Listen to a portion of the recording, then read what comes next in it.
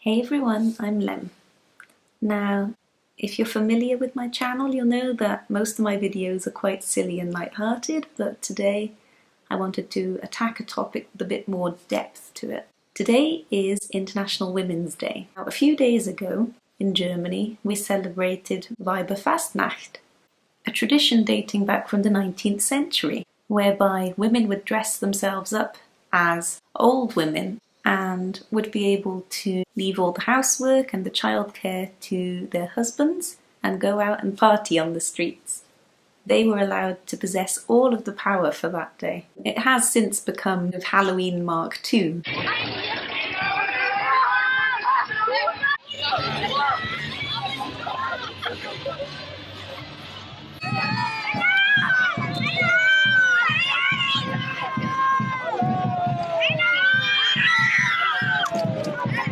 But it is interesting to think back to the origin of this festival. Another thing that always happens is that when I'm in work on the 8th of March, the Gender Equality Department in my workplace sends around a Happy International Women's Day email, which is invariably followed up by a reply from a male colleague saying, "What about International Men's Day?" I just want to talk a bit about what it is like to be a woman in 2019. There's no doubt that we've made a hell of a lot of progress looking back in historical terms, but many of the rights that we've won are things that we should never have had to fight for in the first place.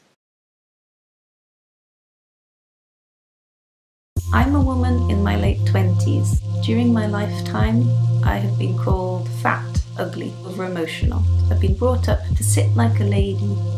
I've been taught to always be very aware of what's happening when I spend time alone with someone of the opposite gender. I have had photos taken up my skirt on an escalator. I've had to pay for taxed products when I have my period every month. I've had my pain taken less seriously by doctors.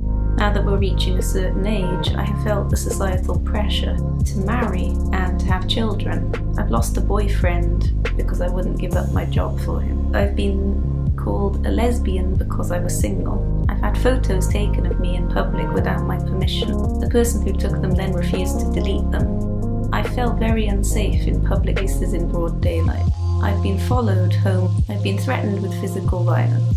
I've been called a slut and a whore who needs to suck more cock when trying to avoid a group of loud and drunken men late at night. I've hidden in a passport photo booth in order to avoid people. I've crossed the platform.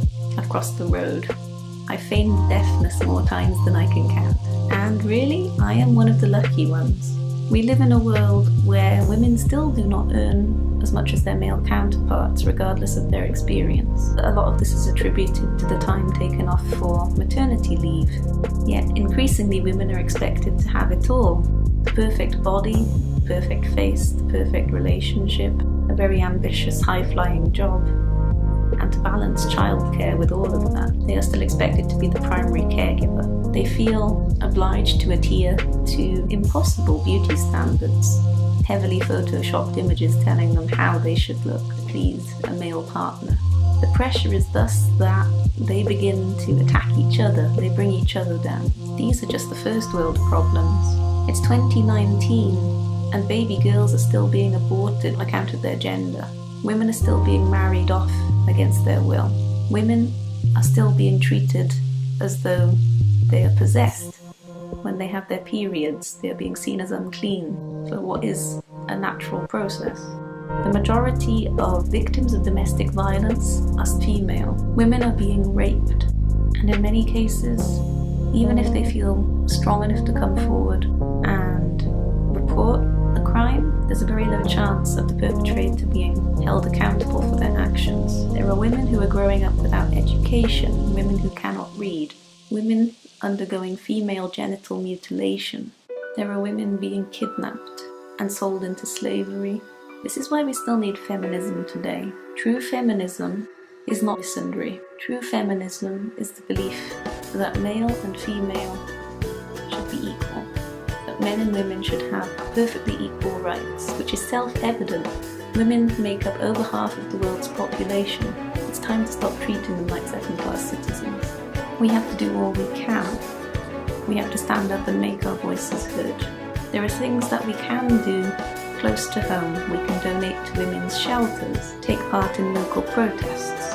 But ultimately, there needs to be a grassroots change. We need to stop teaching our girls to watch out for what they wear and tell our boys to respect women's boundaries. We need to stop accepting these casual, flippant remarks made with regards to our physical appearance or our perceived weakness, and we need to be assertive and say, no, I am a woman, but I am not lesser. We need to keep on encouraging women to work in the STEM subjects. We just need to keep going. I don't want to have to teach my daughter things that I have been taught. I don't want her and her friends to be discussing the things that I discuss with my friends, such as how you should keep your keys in your fist when walking home from the station. I don't want her to have to be texting her friends to let them know that she got home safely, fears that she might have been kidnapped and raped by a stranger. I don't want her to have to be constantly looking over her shoulder. I want her to know that she has a right to be heard, and she has a right to everything that her male friends and partners have the rights to as well. That is how society should work. I want her to know that she is surrounded by a circle of strong women, and that she mustn't be afraid to show her strength and to let her thoughts be known. I want her to grow up in a better world, essentially. We should appreciate what we are, appreciate the beauty of womanhood. We should be grateful to our mothers and our sisters, our daughters, our friends, giving us strength and for giving us friendship. We need to support each other, because it's a hard world out there. I'd love to wish you all a very happy Women's Day, and just remember your worth. I'll see you soon.